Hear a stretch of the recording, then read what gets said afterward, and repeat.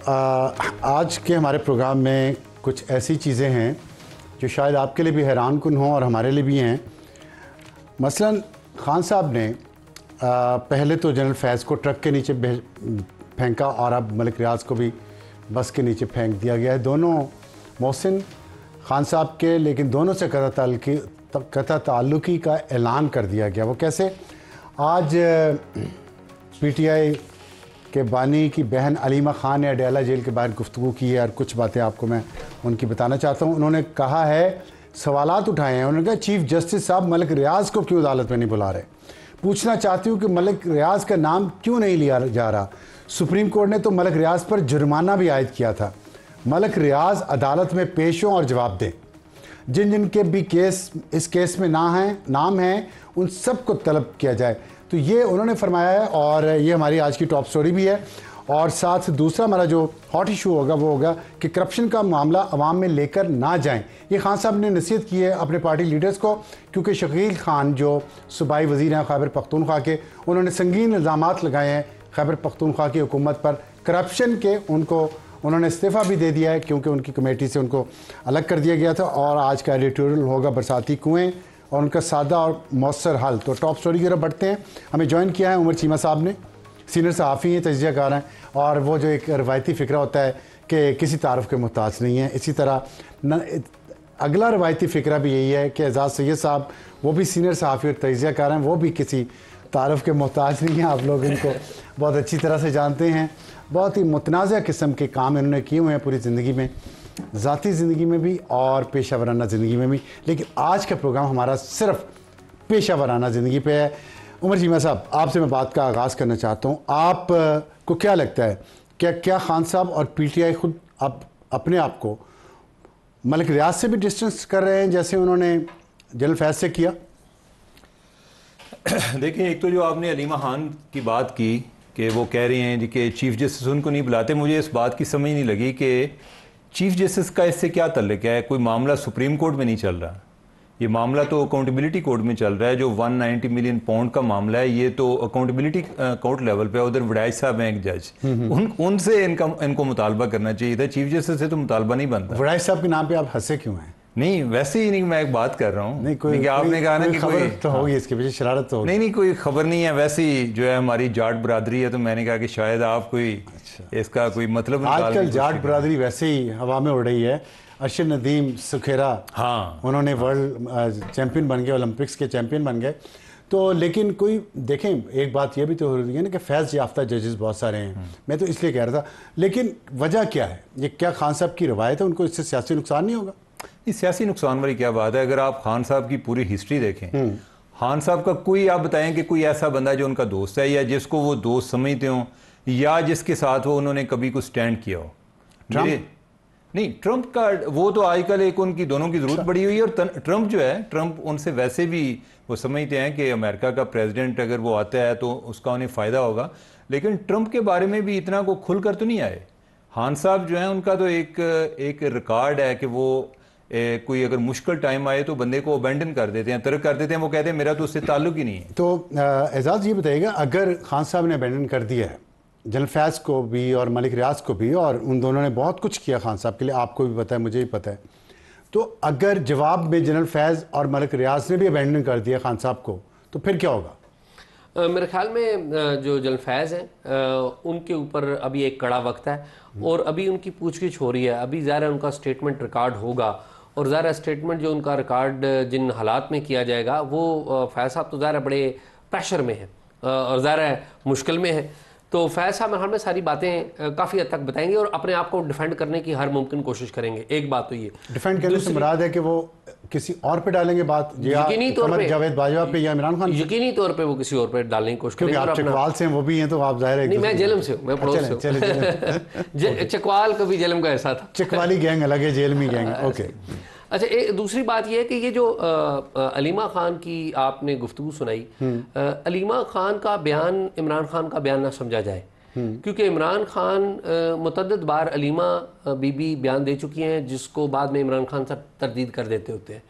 तो पहली बात तो यह है कि इमरान खान साहब, मुझे कोई उनसे खुशगवानी नहीं है कि इमरान खान साहब मलिक रियाज के बारे में अच्छी बातें करेंगे या वक्त आने पे उन्हें छोड़ना दें। लेकिन मेरा ये ख्याल है कि इमरान खान, मेरे ख्याल में हम इमरान खान को अंडर एस्टिमेट कर रहे हैं। इमरान खान जो साथी उनके बाहर बैठे हुए हैं कम अज़ कम उनको अनॉय नहीं करेंगे, क्योंकि वो उम्मीद रखेंगे कि उनके जो बाहर बैठे हुए साथी हैं वो उनकी हेल्प क्या वजह, जो बाहर बैठे हुए साथी, ये बात आपने बड़ी अच्छी और अहम बात की है कि जो बाहर बैठे हुए हैं उनके अनॉय नहीं करेंगे। क्या फ़ायदे हो सकते हैं इमरान खान? देखिए ना, इमरान खान को इससे बड़ा क्या फ़ायदा हुआ। देखिए अमेरिका में जो उनके साथी बैठे हुए हैं या यूएई में भी कुछ लोग बैठे हुए हैं और कनाडा में बैठे हुए हैं, उन्होंने एक मनूवर्स तो किए। आप देखें कांग्रेस में जो करारदाद मंजूर हुई वो कैसे हुई, ऐसे तो नहीं उस पे इन्वेस्टमेंट। मलिक रियाज तो पैसों का मामला ना, 190 मिलियन पाउंड है, उसके बदले में ज़मीन ले ली, पैसे ले लिए, अब उनसे क्या फ़ायदा है मलिक रियाज से? देखिए मलिक रियाज जो है, आप ये देख लीजिएगा कि मलिक रियाज को मेरी इतलात के मुताबिक कहा गया था कि वो इमरान खान के खिलाफ वादा मुआफ गवाह बने, लेकिन मलिक रियाज ज़ाहिर है वो भी बड़े तेज़ आदमी हैं, उनके भी सिस्टम में बड़े लिंक्स हैं, वो बाहर चले गए। और आपको पता है उनका नाम हालांकि ECL पे है, और ECL पे एक होता है OTP, वन टाइम परमिशन होती है, और ये उनका जो नाम है ECL पे वो अभी नहीं डला हुआ था, वो पहले का उनका नाम, जो फेक अकाउंट केस है उनकी तहकीकात के सिलसिले में इनका नाम भी डला हुआ था। वो जो पर्टिकुलरली वो जो केस था बैरियर टाउन का, जो केस था कराची वाला, उन कनेक्शंस के सिलसिले में इनका नाम ECL पे डला था। तो इनका नाम जब ECL पे आपका नाम डल जाता है तो आप अदालत से या हुकूमत पाकिस्तान से एक दफ़ा वन टाइम परमिशन ले लेते हैं, अदालत भी दे देती होती है, और हुकूमत पाकिस्तान अगर सेक्रेटरी इंटीरियर को दरख्वास्त दें तो वो भी दे देते हैं। आप ज़रा वजारत दाखिला का रिकॉर्ड चेक करें तो आप हैरान हो जाएंगे कि मलिक रियाज वो वाहिद शख्सियत हैं जो वन टाइम परमिशन को उन्होंने इतना यूज़ किया कि वो वन टाइम परमिशन नहीं, वो फॉर लाइफ परमिशन हो गई। यानी कि वो जब जाना चाहते थे वो बाहर जाते थे, वन टाइम का नाम लेके जाते थे। और इस सारे मामले में और तो बहुत सारे लोग इन्वॉल्व होंगे, जितने भी साबका सेक्रेटरी दाखिला हैं वो सारे इनको परमिशंस देते रहे और ज़ाहिर हुकूमतों के कहने पे। और आज का एडिटोरियल हमारा है अर्बन फ्लडिंग के बारे में। बारिशें हो रही है पूरे मुल्क में, सिंध में आज बहुत ज़्यादा बारिश हुई है, बलूचिस्तान में बहुत ज़्यादा बारिश हुई है, पंजाब के इलाकों में, KP में और इस्लामाबाद, पिंडी, कश्मीर में, गिलगित बल्तिस्तान में, तमाम मुल्क में इस वक्त मानसून सीज़न जारी है। और शदीद बारिशों से जो सैलाब आते हैं दरियाओं में, उससे पाकिस्तान को बहुत नुकसान होता है। $30 बिलियन का नुकसान हुआ पाकिस्तान को जब 2023 में 2022 में सैलाब आया और 1000 से ज़्यादा लोग मारे गए।